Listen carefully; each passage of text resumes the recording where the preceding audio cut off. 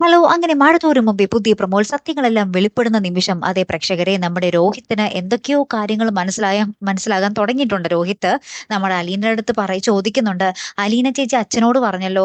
അലീന ചേച്ചിയുടെ അച്ഛനും അമ്മയും അലീന ചേച്ചിക്ക് അറിയാവുന്നത് സത്യമാണോ? അലീന ചേച്ചിക്ക് അറിയാവോ? എന്നൊക്കെയുള്ള ഒരു ചോദ്യങ്ങളൊക്കെ നമ്മുടെ രോഹിത്ത് ചോദിക്കുകയാണ്.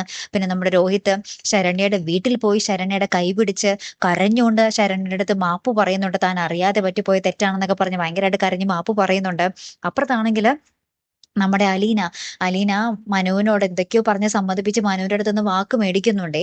എന്താണ് കാര്യം എന്നുള്ളത് എപ്പിസോഡ് വരുമ്പോഴേ നമുക്ക് മനസ്സിലാക്കാൻ സാധിക്കുകയുള്ളൂ ട്ടോ. ഏറ്റവും ലാസ്റ്റ് നമ്മുടെ അലീന വന്നിട്ട് നമ്മുടെ ബാലചന്ദ്രന്റെ അടുത്ത് പറയുകയാണ്, ഞാൻ ആദ്യം അച്ഛാന്ന് വിളിച്ചത് മനസ്സുകൊണ്ട് അച്ഛനായിട്ട് കണ്ടതും അച്ഛനെയാണ്. അച്ഛനല്ലാതെ എനിക്ക് വേറെ ആരുമില്ല ഇപ്പൊ സ്വന്തമായിട്ട് എന്നൊക്കെ പറയുകയാണ്. അപ്പൊ ബാലചന്ദ്രൻ പറയുന്നുണ്ട്, ശരിയാണ് മോളെ, പക്ഷെ ഈ ലോകത്തിന് മുന്നിൽ ഞാനാണ് നിന്റെ യഥാർത്ഥ അച്ഛൻ എന്ന് നമ്മുടെ ബാലചന്ദ്രൻ പറയുന്ന ഒരു നിമിഷങ്ങളാട്ടോ കൂട്ടുകാരെ നമുക്ക് മഴ തോരും മുമ്പേൽ കാണുവാൻ സാധിച്ചതേ. ഇനി നമ്മുടെ വൈജയന്തിയുടെ തീരുമാനം എന്താകും എന്നുള്ളതാണ് നമുക്ക് അറിയേണ്ടത് അല്ലെ.